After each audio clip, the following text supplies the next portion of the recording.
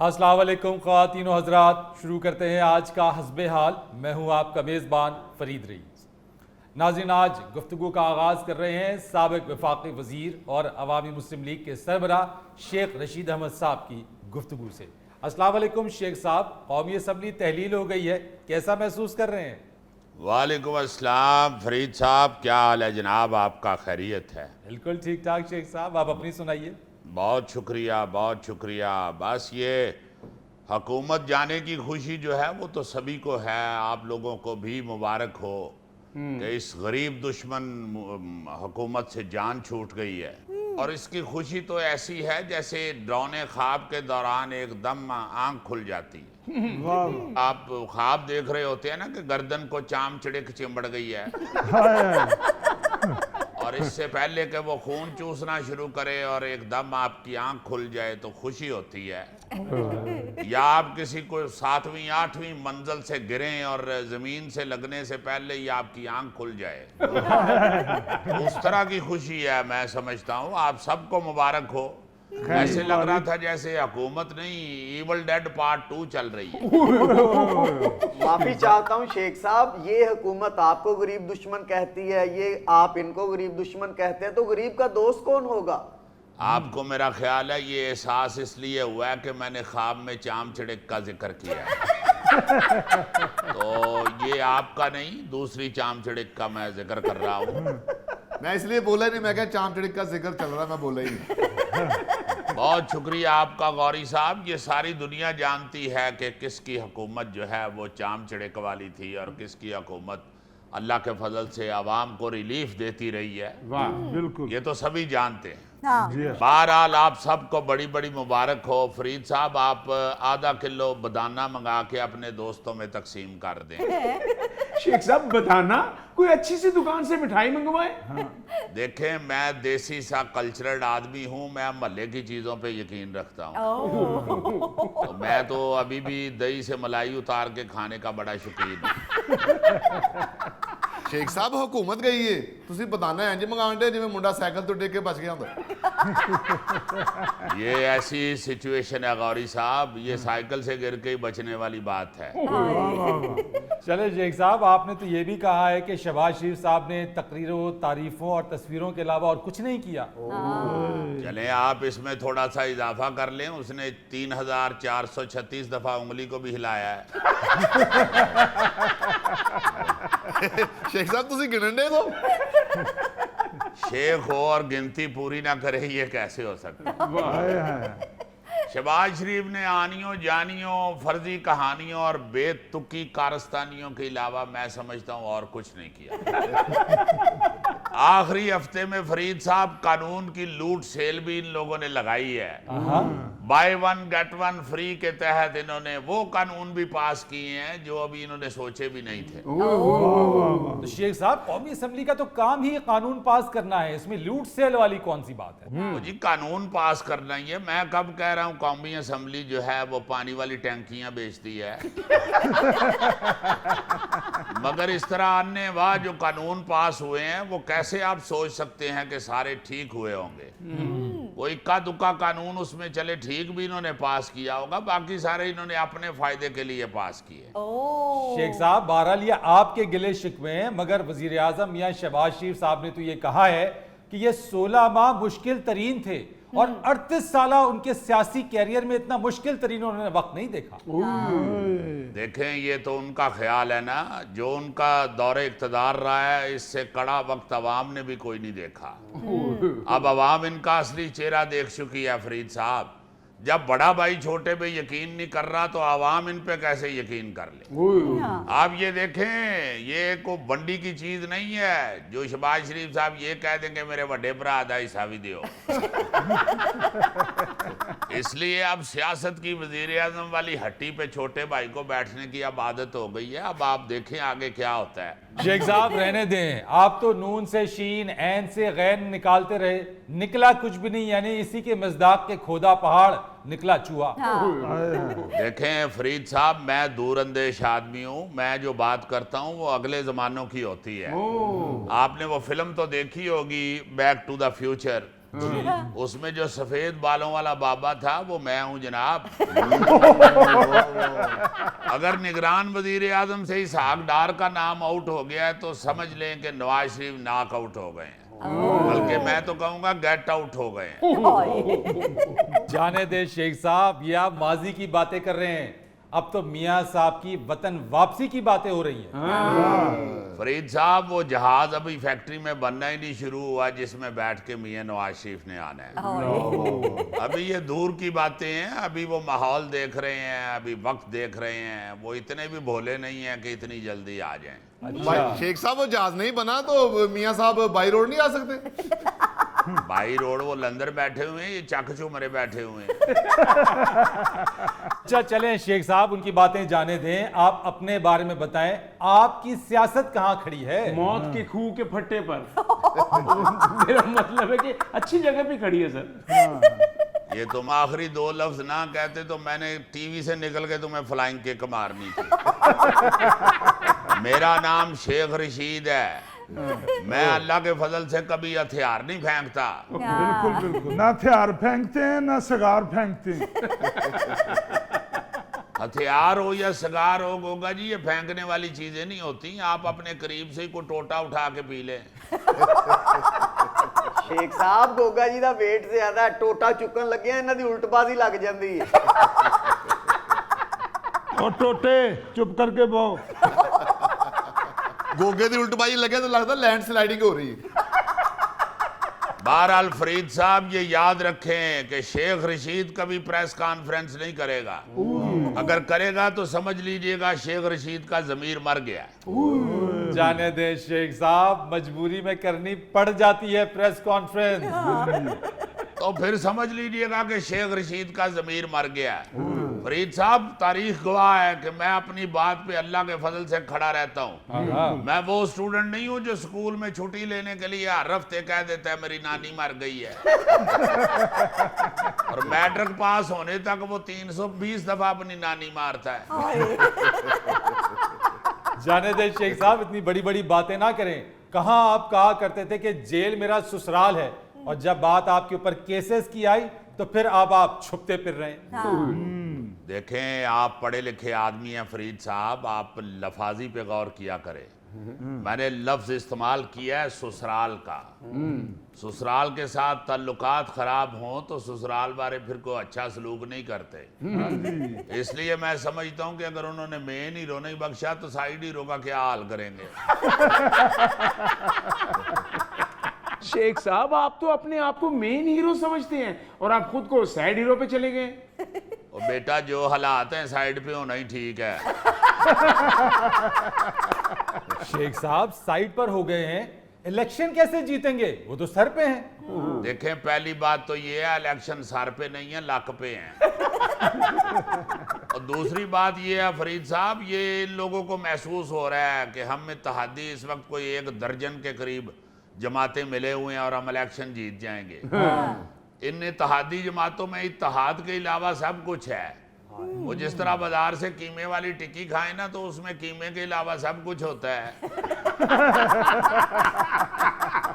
इसी तरह फरीद साहब, ये इत्तेहादी पार्टियों में इत्तेहाद के अलावा सब कुछ है। ये आपने देखा नहीं, पेशावर के ज़िमनी इलेक्शन में मौलाना फजलुर रहमान को 440 वोल्ट का झटका लगा है। ये तो वो बारिश आदमी है, वरना इस वक्त बैठ के गा रहे होते, जोर का झटका हाय जोरों से लगा। मौलाना अपने समधी को गवर्नर तो लगवा सकते हैं, इलेक्शन नहीं जितवा सकते। मौलाना की सियासत तो फरीद साहब वो कटी हुई पतंग की तरह है, जिस तरफ की हवा है उधर कोई चली जा रही है। अंजाम क्या है? किसी दरख्त की सबसे ऊंची वाली टहनी के ऊपर अड़ के फट जाना। शेख साहब, फिलहाल आपके इत्तेहाद की सियासत भी कटी हुई पतंग की तरह है। पहली बात तो ये है गौरी साहब कि आपका घर बनाए हुए गुड्डे जैसा मुंह है, जिसकी एक आंख बड़ी और एक छोटी होती है। और वो बुरा इसलिए लग रहा होता है कि उड़ सही रहा होता है। दूसरी बात ये है कि ये ज़हन में रखें, शेख रशीद गली मोहल्ले का रहने वाला बंदा है। डोर जिसके मर्जी हाथ में हो, गाटी डालनी जानता है। ਸ਼ੇਖ ਸਾਹਿਬ ਮੈਂ ਤੁਹਾਡਾ ਫੈਨ ਆ, ਤੁਸੀਂ ਮੇਰੀ ਅੱਖ ਹੀ ਵੱਡੀ ਛੋਟੀ ਕਰਤੀ। ਆ ਤੁਹਾਨੂੰ ਫਾਫਾ ਗੁੱਡਾ ਨਹੀਂ ਨਜ਼ਰ ਆਉਣ ਡਿਆ ਜਿਹੜਾ ਪਹਿਲੀ ਵਾਰੀ ਡੋਰ ਖਿੱਚੋ ਤੇ ਫਾੜ ਜਾਂਦਾ ਹੈ, ਤੇ ਜੇ ਕਿਤੇ ਉੱਡ ਪਵੇ ਤੇ ਫਿਰ ਮਾੜੇ ਮੋਟੇ ਜ਼ੁਲਫੀ ਵਰਗੇ ਨੂੰ ਉਡਾਉਣ ਵਾਲੇ ਨੂੰ ਨਾਲ ਹੀ ਉਡਾ ਕੇ ਲੈ ਜਾਂਦੇ। शेख साहब, निगरान हुकूमत बनने जा रही है, क्या ख्याल है इस बारे में आपका? देखें, ये तो जो बना रहे हैं वही आपको बता सकते हैं कि क्या ख्याल है उनका। बहरहाल मैं तो इतना ही कहूंगा कि ये इलेक्शन में बाहर निकलने के काबिल नहीं है। ये इंशाल्लाह किसी को मुंह नहीं दिखा सकेंगे। इनकी फरीद साहब हालत बिल्कुल ऐसी है जैसे कोई फैमिली नानी के घर जा रही हो और जो मैट्रिक में फेल हुआ बच्चा होता है वो कहता है मैनू बुखार है, मैं नहीं जाना। अगर सारे जोर लगाएं तो वो कहता है तुसी चलो, मैं तेरे पीछे पीछे आ रहे हैं। क्योंकि उसे पता होता है नानी ने जानते हैं सब तो पहली गाली ये करनी है, उतरे या फिर फेल हो गए हैं। नाज़रीन, यहाँ पर वक्त हुआ है एक ब्रेक का, हमारे साथ रहिए। हालांकि शाहरुख की वो फिल्म सुपर हिट हो गई थी, मगर वो मुझे एक दफा मिला, उसने कहा अगर तुम हाँ कर देती ना, वही पुट द ब्लाइंडनेस, वही पुट द ब्लाइंडनेस, असी अन्नी पा देनी सी।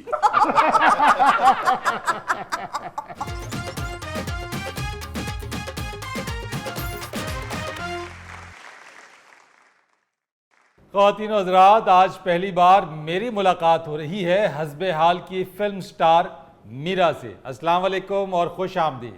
Thank you. वालेकुम अस्सलाम फरीद रईस, बहुत शुक्रिया आपका कि आपने मुझे हस्बे ऑडिटोरियम में बुलाया है। हस्बे हाल में बुलाया है? यस, हाल ऑडिटोरियम इंग्लिश में होता है। ये लोग तो बता रहे थे कि आप अमेरिका से पढ़ के आए हुए हैं, प्लीज जरा थोड़ी सी अपनी इंग्लिश जगाएं। मीरा जी, मैंने तो ऐसी अंग्रेजी वहां नहीं सुनी जैसी आप बोल रही हैं। तो आप क्यों इतनी देर जाहिल अंग्रेजों में फिरते रहे? बहरहाल आपका शुक्रिया, चूंकि मैं खुद हस्बे ऑडिटोरियम बहुत पसंद करती हूँ, वरना मैं ऐसे ही नहीं जाती किसी शो में। I am very kid of हैन। किड ऑफ हैन क्या मतलब? बहुत चूजी हूँ। अच्छा, choosy. Yes, please awake your English. अपनी इंग्लिश जगाओ। अच्छा, चलिए ये बताएं, आप कह रही हैं कि आप बड़ी किड ऑफ हैन है, यानी बड़ी चूजी हैं। हर दूसरे शो में तो नजर आती हैं आप। ओ, सिट डाउन विद रेस्ट। बैठ जा आराम नाल। हर शो में बैठी होती हैं। Live not you anywhere. रहंदा नहीं तू किधरे। And not is come to me. And not is come to me क्या मतलब? आखिर नहीं आई हुई मैनू। मैंने आपको शुरू से कह दिया है, I am very kid of हैन। बहुत चूजी हूं मैं। जी जी। मुझे तो बिग बॉस वालों ने फोन करके कहा था कि मीरा जी, हम वेरी बिग बॉस करना चाहते हैं, प्लीज कम टू अस। तो फिर गई क्यों नहीं आप? बस मैंने सोचा था कि जब भी मैं बॉलीवुड जाऊंगी टाइटल रोल ही करूंगी। अच्छा। मैंने उनको क्लीन क्लीन कह दिया। मैंने कहा अगर आप इस शो का नाम रख लेना लेडी बिग बॉस तो फिर मैं आ जाती हूँ। अच्छा, वैसे माफ कीजिएगा, बॉस औरत को भी कह सकते हैं। मगर क्लियर होना चाहिए ना, बिग बॉस चूंकि वहां पे मर्दाना है इसलिए उनको बताना चाहिए कि अब जनाना बिग बॉस आ रहा है। वरना who live millions, Who live millions? कौन लखा छाड़दा है। अच्छा मीरा जी, फिर आपने बिग बॉस से इनकार कैसे किया? मैंने तो उनको साफ कह दिया, मैंने कहा your show is without salt. Your show is without salt? ਤੁਹਾਡਾ शो फिक्का है। वैसे मीरा जी, इतनी लंबी लंबी सिर्फ आप ही छोड़ सकती हैं। I don't live only long long. जी? मैं सिर्फ लम्मियां लम्मियां ही नहीं छड़ दी, मैं 2-4 ਉਂਝ भी छड़ देनी होती। अच्छा मीरा जी, बॉलीवुड से कोई और भी ऑफर आई आपके पास? यस, शाहरुख खान के साथ हीरोइन की ऑफर आई थी। वो जो उसकी मूवी थी ना, वेंट टिल लाइफ, ये कौन सी मूवी है? जब तक है जहां। उसमें शाहरुख खान के साथ मैंने हीरोइन आना था और उसकी सारी शूटिंग इंग्लैंड में होनी थी। अच्छा, फिर? But England visa not meet me. England visa was not meet me, क्या मतलब? इंग्लैंड का मैनू वीजा नहीं सी मिलिया। बस फिर they put Katrina, put Katrina, उन्होंने कतरीना रख ली। हालांकि शाहरुख की वो फिल्म सुपर हिट हो गई थी, मगर वो मुझे एक दफा मिला, उसने कहा अगर तुम हाँ कर देती ना, वही पुट द ब्लाइंडनेस, वही पुट द ब्लाइंडनेस, असी अन्नी पा देनी सी।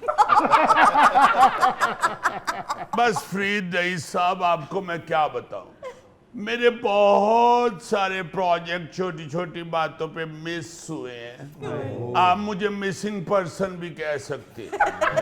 लो मीरा जी, खुदा का खौफ करें, मिसिंग पर्सन होती तो यहाँ ना बैठी होती। मैं सही कह रही हूँ फरीद रईस साहब। अभी तो पिछले दिनों जो इटली का सुपरस्टार है ना, मकेले मोरोने, उसने भी मुझे मैसेज किया था। अच्छा, कहते दिस इज मकेले। मैंने कहा उस वक्त मैसेज करना जब हो गए अकेले। फिर उसका मैसेज आया, कहते really I am मकेले।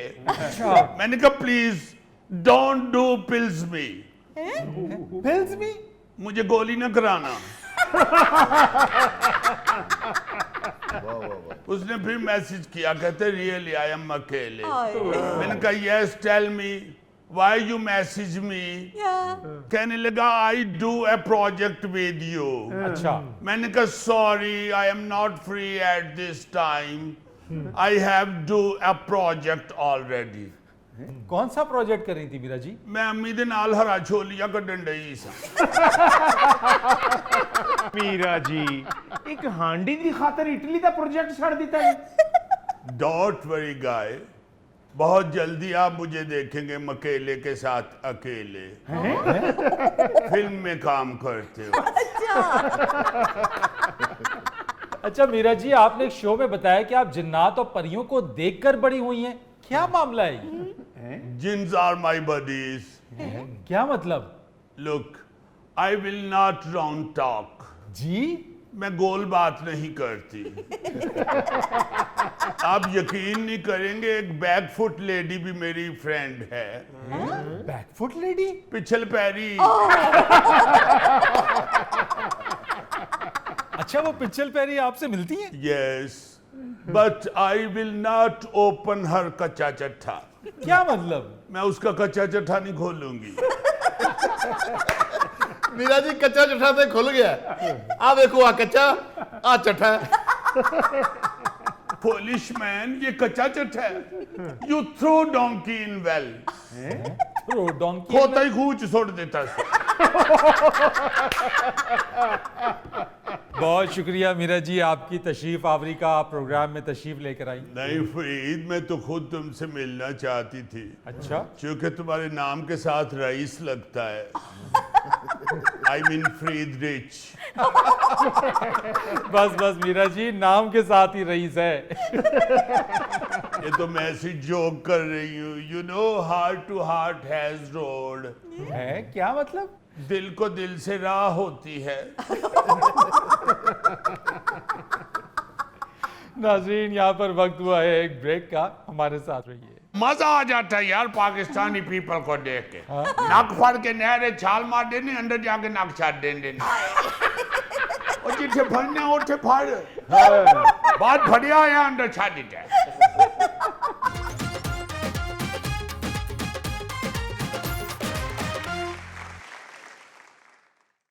Welcome back ख़वातीन और हज़रात। कहते हैं शौक का कोई मोल नहीं। डेनमार्क के 44 साला शहरी ने अकेले दुनिया घूमने का शौक 10 साल में पूरा कर लिया। वाह, दिलचस्प बात यह है कि इस सफ़र में फ़ज़ाई सफ़र शामिल नहीं रहा। इसी पर गुफ्तगू के लिए आज 44 साला शहरी पीटरसन हमारे दरमियान मौजूद हैं। Hello, Peterson. Hello how are you I'm fine. ओ बड़ा क्रेजी लोग है इधर का Uh-huh.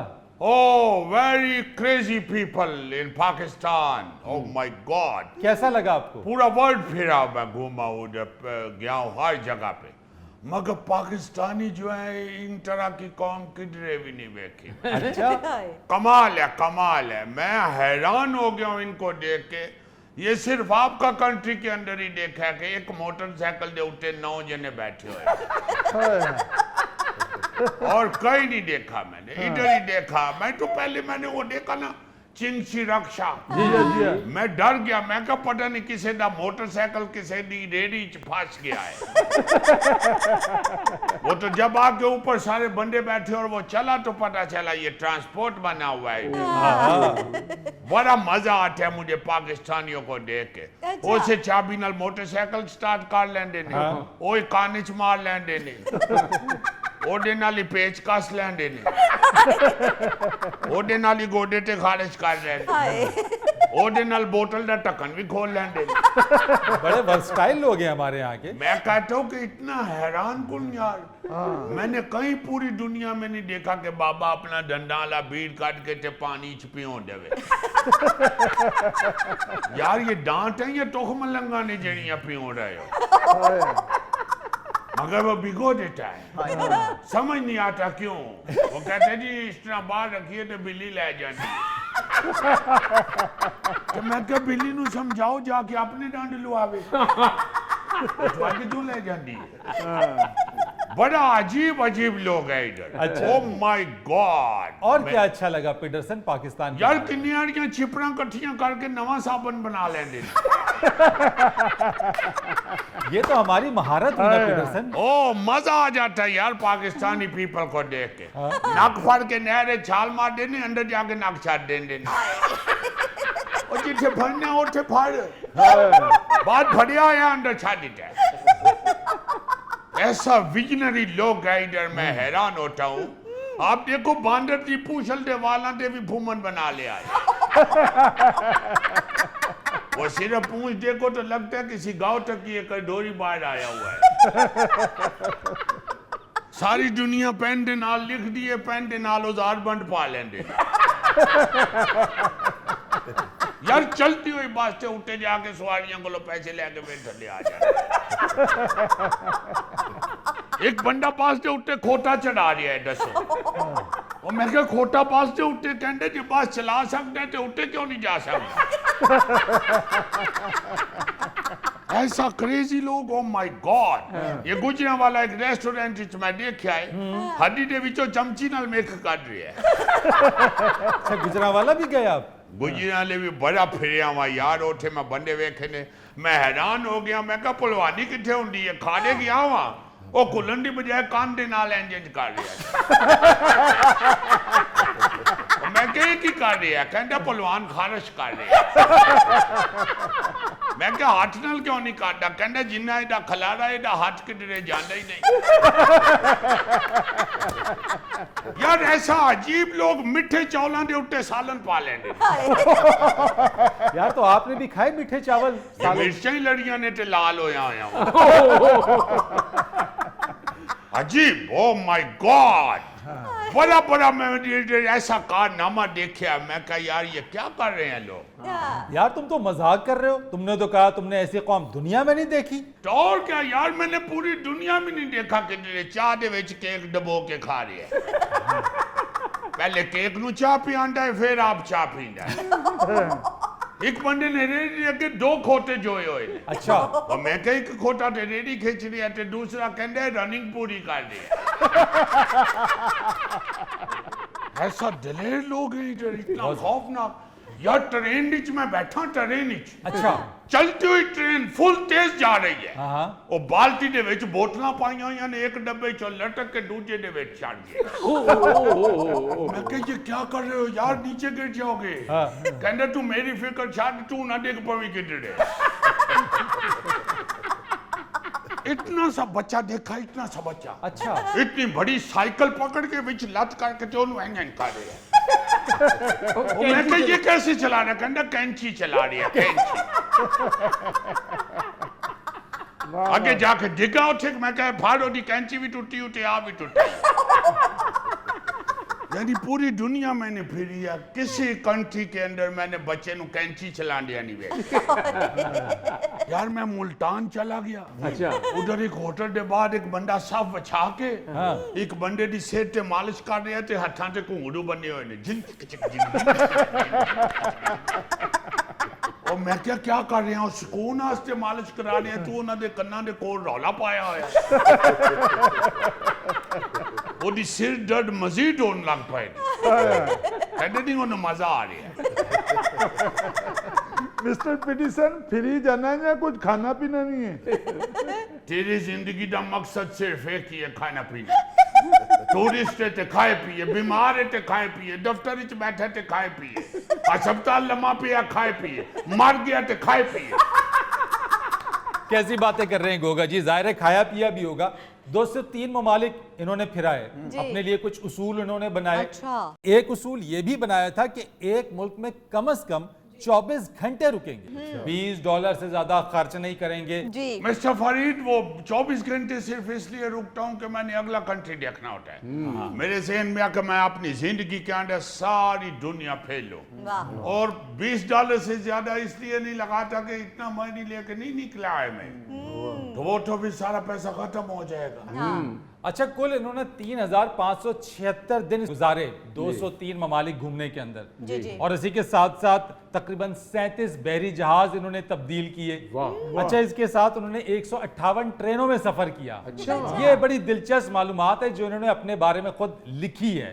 और साथ में 351 बसों में ये बैठे, 219 टैक्सियां तब्दील की, 33 कश्तियों में सवार हुए और 43 रिक्शों में इन्होंने सफर किया। ओ यस, रक्षे के ऊपर भी मैं बैठा हुआ हाँ, और पाकिस्तानी रक्षे वाला ओ माय गॉड ऐसे चलता चलता एकदम 2 टायरां दे उठे हो गए और मैं क्या होया ओदे पैर दे विच कंडा चुप गया कहते नहीं मजा ले रही हूं मजा ले रही हूं ये कह रहा था मजा ले रही हूं सीधा दरख्त दे विच बनी फिर बाहर सड़क दे उते लम्मा पिया मजा ले रहे मैं शुक्र है बच गया मैं फिर उठे खलो के मजा लिया नाज़रीन, यहाँ पर वक्त हुआ है एक ब्रेक का, हमारे साथ रहिए। खुदा मुझे एक बड़े तगड़े अफसर ने कहा कि जो ऊपर से मिनिस्टर साहब ने फोन कर दिया हुआ है उनसे कहें मुझे कहते हैं मुझे पता है ये सारा केस एम फेक सा है तो वो मुझे फोन कर दें मैं खत्म कर देता हूँ। लाओ यार ये क्यों ऐसे हो रहा है? आप लोगों को सिर्फ अफसरों का या मिनिस्टरों का ही पार है, मौत किसी को नहीं याद। बिल्कुल।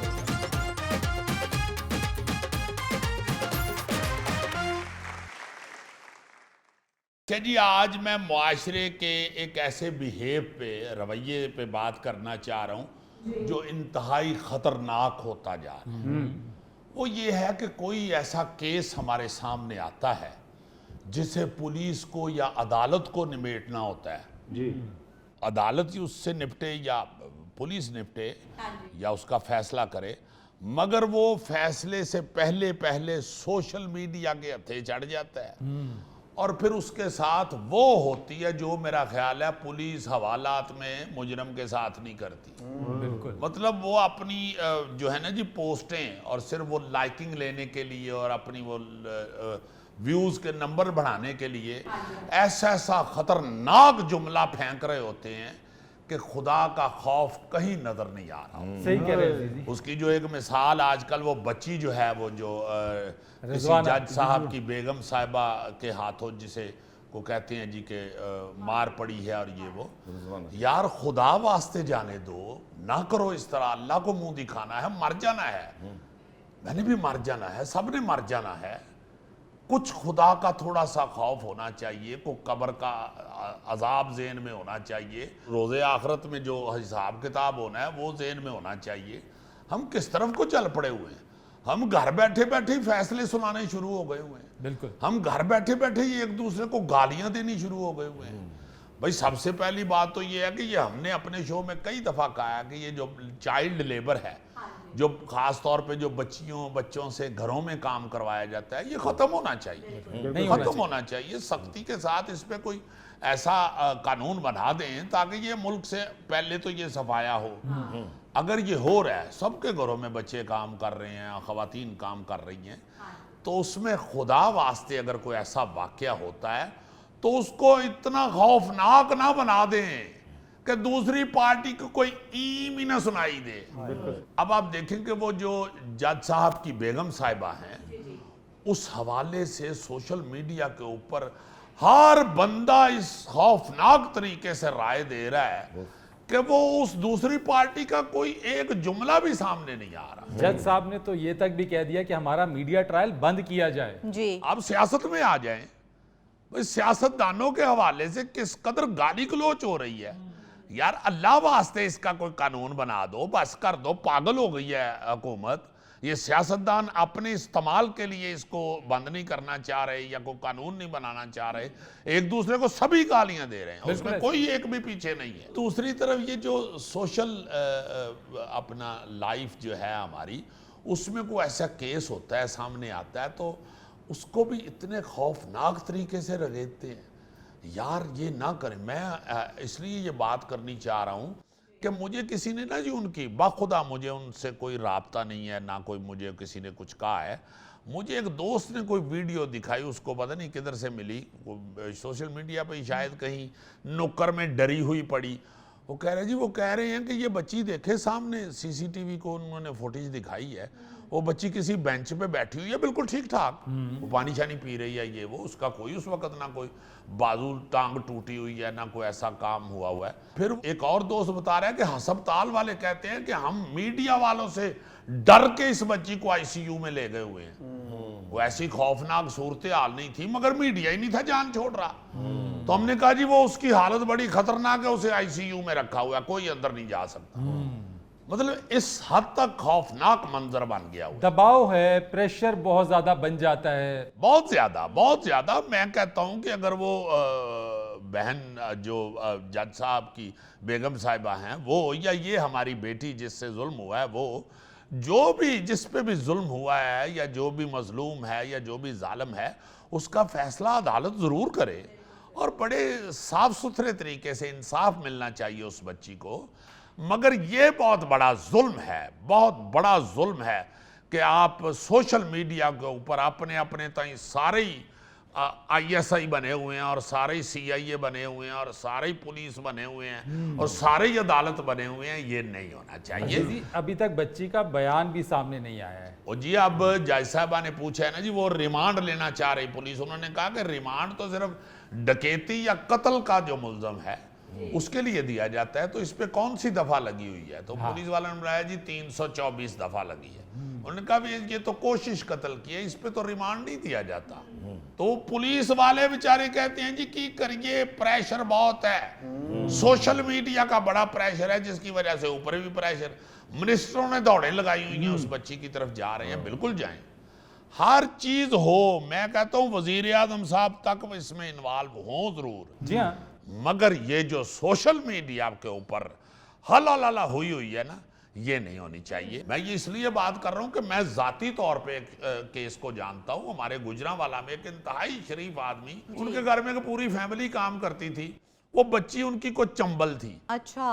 वो जख्म थे उससे बेचारी को सारे जिस्म पे, तो उन्होंने उसका बड़ा इलाज करवाया, उसको निकाला नहीं। उन्होंने कहा कि ये सारी फैमिली काम करती है, उसका इलाज 2 साल करवाते रहे, वो बच्ची नहीं ठीक हुई। अब वो आपस में जो मालकान घर के थे, मियाँ बीवी, उनकी लड़ाई होती रही कि ये बीमार है बच्ची, तो ये किचन में भी जाती है, ये वो। ऑब्वियसली घर का अपना फर्द भी होगा तो उससे लोग बचेंगे। बिल्कुल। वो उन्होंने कहा कि अब 2 साल से इसका इलाज करा रहे हैं, तो अब नहीं हो रहा, तो चलो पैसे हम देते रहेंगे, मगर आप इसे काम से हटा लें, हम इसकी इलाज के लिए अगर आप कहेंगे तो पैसे देते रहेंगे। सही। वो बंदा जो बाप था, उसके बेटे भी उधर ही काम कर रहे हैं उसी घर में, उसकी बच्ची भी, उसकी बीवी भी, सब काम कर रहे हैं। वो बाप को किसी शैतान किस्म के कोई चीथड़े सहाफी ने कहा कि भाई ये तो तुम अगर रिपोर्ट करवा दो ना कि ये बच्ची को इस्त्रियां लगी हुई हैं या इसको जख्म हुए हैं, तशद्दुद किया है, तशद्दुद किया गया है, तो ये बड़ा अमीर आदमी है, ये तुम्हें आराम से 10-20 लाख रुपया दे देगा। बताएं। उसने उसके साथ जाके साफी साहब ने पुलिस के अंदर उसकी रिपोर्ट करवा दी। अच्छा, मैं खुद विटनेस हूँ, मेरी खुद बात हुई, चूंकि वो मेरे भी जानने वाले थे। वो हमने कहा कि ये शो में बात करें, तो मैंने पुलिस वालों से भी, वो पुलिस वाले कहते हैं जी कि ऊपर से बड़ा प्रेशर आ गया है। उन्होंने कहीं किसी जगह पे मीडिया के ऊपर इसकी ये खबर देख लिया, तो वो कहते हैं जी कि इसको ना छोड़ें ये पूरा। अब वो उसमें ये था कि हुकूमत किसी और पार्टी की थी, और वो जो बंदा था जिसे मुल्जम साबित करना चाह रहे थे वो दूसरी पार्टी का सियासतदान था। अच्छा। नाम मैं किसी का भी नहीं लेता कि हाँ। किसकी हुकूमत थी और किसकी नहीं थी। अब ये सियासी मसला बना हुआ था, तो पुलिस वाले बखुदा मुझे एक बड़े तगड़े अफसर ने कहा कि जी वो ऊपर से मिनिस्टर साहब ने फ़ोन कर दिया हुआ है, उनसे कहें, मुझे कहते हैं मुझे पता है ये सारा केस एम फेक सा है, तो वो मुझे फ़ोन कर दें, मैं ख़त्म कर देता हूँ। लो यार, ये क्यों ऐसे हो रहा है? आप लोगों को सिर्फ अफसरों का या मिनिस्टरों का ही पार है, मौत किसी को नहीं याद। बिल्कुल अजीज। क्या कर रहे हैं आप, क्या कर रहे हैं? अगर किसी बच्ची के साथ जुल्म हो रहा है तो वो जालिम बच क्यों रहा है? अगर कोई बच्ची इस तरह का, उसके घर वाले कोई अगर प्रेशराइज करना चाह रहे हैं किसी को, तो ये क्यों हो रहा है? बिल्कुल। आप ना ऐसे करें। वो कुछ जज साहब की बेगम हो या हमारी कोई और मुआशरे की बहन बेटी हो, इस तरह उसका ट्रायल ना करें। पूरा पाकिस्तान हाथ धो के पीछे ना पड़ जाए। खुदा वास्ते ये जहन में रखें कि मुल्ज़िम जो है आखिर वो इंसान है, इसलिए डरें, अल्लाह से डरें, अल्लाह से डरें। बिल्कुल ठीक। नाज़रीन, ये था आज का हस्बे हाल। जाने से पहले एक खूबसूरत बात। वासिफ अली वासिफ लिखते हैं कि जिंदगी बहुत महदूद है। देखने को हमारे इर्द गिर्द इंसानों का ठाटे मारता समंदर है, लेकिन अगर गौर करें तो हमारी जिंदगी इनमें से चंद ही लोगों के दरमियान बसर हो जाती है। अपने मेजबान फरीद रईस को इजाजत दीजिए। कल आपसे फिर मुलाकात करेंगे। अल्लाह हाफ़िज़।